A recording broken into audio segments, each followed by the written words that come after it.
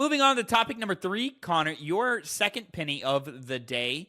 I'm excited to talk about this and hear about it. So go ahead, take it away, my friend. Yes, ex-Annapurna Interactive staff create new studio, inheriting IP from Private Division. Private Division was sold by Take-Two Interactive the previous November.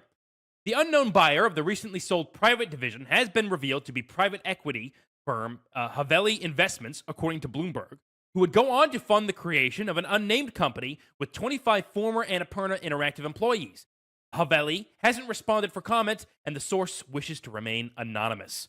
The deal alleges that the former staff will lead the distribution of Private Division's Tales of the Shire before moving on to overseeing the Kerbal Space Program series and the unannounced Game Freak title, codenamed Project Bloom.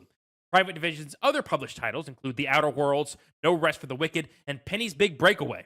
The Annapurna Interactive staff, serving as Annapurna Pictures' video game publishing division, carried out a mass exodus from the company last September following failed internal discussions between Annapurna Pictures founder Megan Ellison and Annapurna Interactive president Nathan Gary to convert their gaming division into an independent body.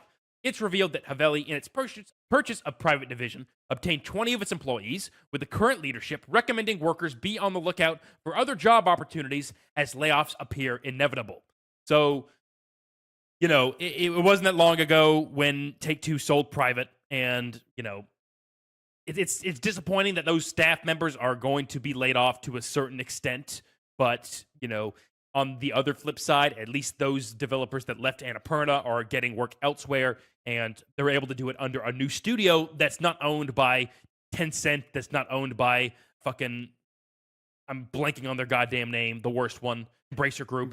It's not owned by, well, it's owned by a larger entity, of course, but not in the way we've come to expect from the games industry.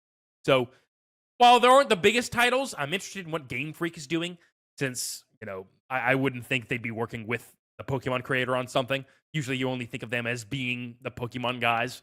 So it'll be interesting to see how that comes out and what the experience of Annapurna is going to bring to that team. But yeah, I just found this to be pretty interesting news of, what exactly is going on behind the scenes. What grabs my attention here is now we're getting another arm of these big indie publisher branches. We have the Devolver Digitals, which is definitely the biggest, and Annapurna, which is right there amongst them. And now, we're getting this third arm developing, in the process of developing and becoming something, which is fascinating to me, because to me, this reads as we are getting a whole new generational wave of publishers coming in. I believe Annapurna made a statement late last year about how they want to kind of start moving on to bigger projects and getting, kind of some AAA projects under their belt in terms of publishing and so forth. So we're seeing sort of a evolution, a rise with these indie publisher arms into ambitions of being a little bit bigger, doing a little bit, having bigger titles and making a little bit more impact throughout the year, which I think is fascinating. So to kind of fill that space, hey, here's a smaller group working with the smaller guys so that space is still filled. This is the thing to me that always says, even though things are bad right now, like, space is still being filled.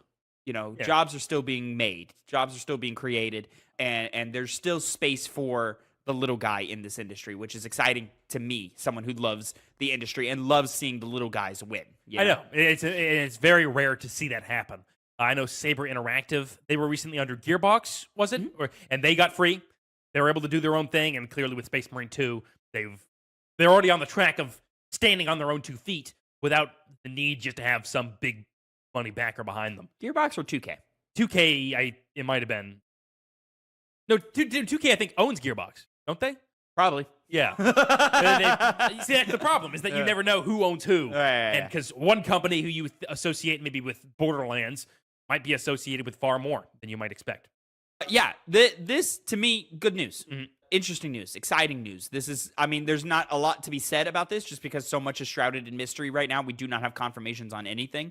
But I am someone who always is willing to give a new indie game a shot, to try a new indie game out that's paying a little bit of attention to what's happening here. Not as much as I probably should, or because I just don't have time to play all these games. If you would so kindly subscribe and drop a like, and maybe we can start getting some ad revenue so that I could have more time to play video games for the purpose of creating more content on this channel, that'd be lovely. So make sure you like and subscribe and all that.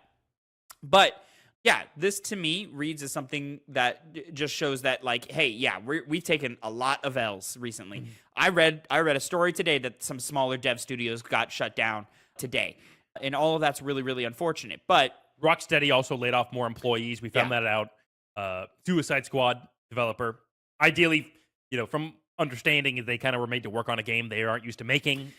and on Another top, issue and with those bigger it did guys. not make money back. You Yeah. know, it's the unfortunate side of the business part of all of this. You know, so but this shows to me that, like, hey, there's still a pulse here. We still Mhm. got a beating heart in the middle of this. There's still space for, yes, the big guys, but also the small guys. So Yeah.